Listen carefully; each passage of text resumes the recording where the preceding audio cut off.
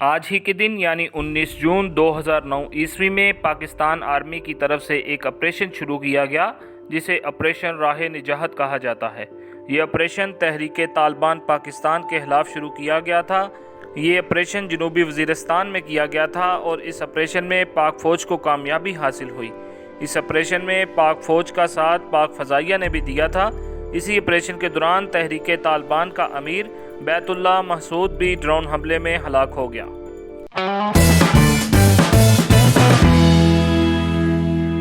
آج ہی کے دن 1953 عیسوی میں مولانا فضل الرحمان کی پیدائش ہوئی۔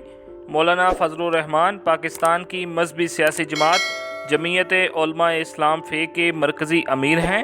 مولانا فضل الرحمان کی جماعت جمعیت علماء اسلام فے خیبر پختونخوا اور بلوچستان میں بہت اثر و رسوخ رکھتی ہے۔ مولانا فضل الرحمان 5 مرتبہ قومی اسمبلی کے ممبر منتخب ہوئے ہیں اور 25 مارچ 2004 سے لے کر 15 نومبر 2007 تک آپ پاکستان کے قائد حزب اختلاف بھی رہے ہیں۔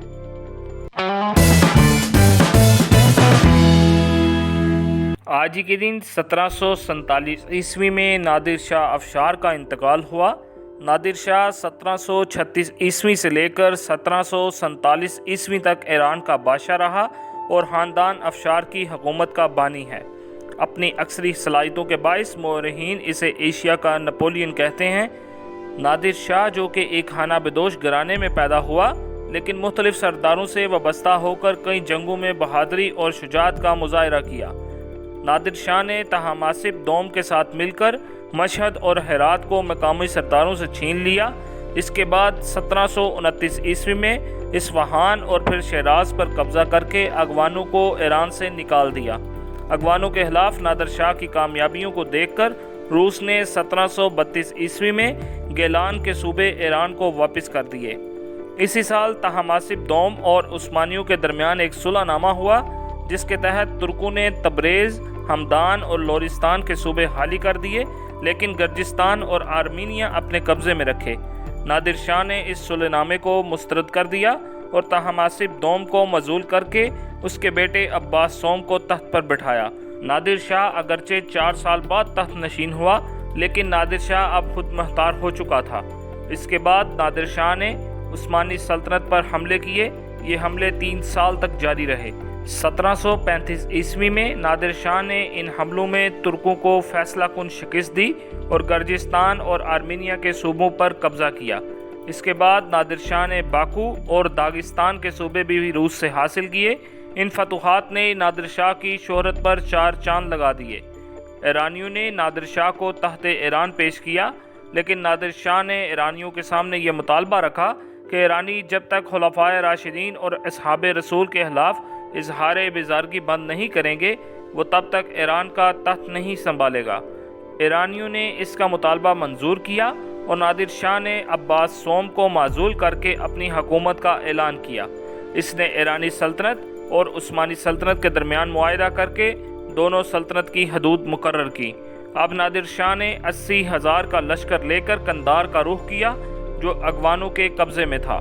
9 ماہ کے محاصرے کے بعد 1738 عیسوی میں قندھار فتح ہوا۔ افغانوں کی ایک بڑی تعداد نے کابل میں پناہ لے لی جو مغل سلطنت کا حصہ تھا۔ نادر شاہ نے ان پناہ گزینوں کی واپسی کا مطالبہ کیا تو کوئی جواب نہ ملا تو نادر شاہ نے آسانی سے کابل بھی فتح کر لیا۔ کابل فتح کرنے کے بعد مغل سلطنت کا کھوکھلا پن ظاہر ہوا تو نادر شاہ نے دلی کا رخ کیا۔ نادر شاہ درہ خیبر کے راستے سے بر صغیر میں داخل ہوا اور پشاور اور لاہور کو فتح کرتا ہوا کرنال کے مقام تک پہنچ گیا۔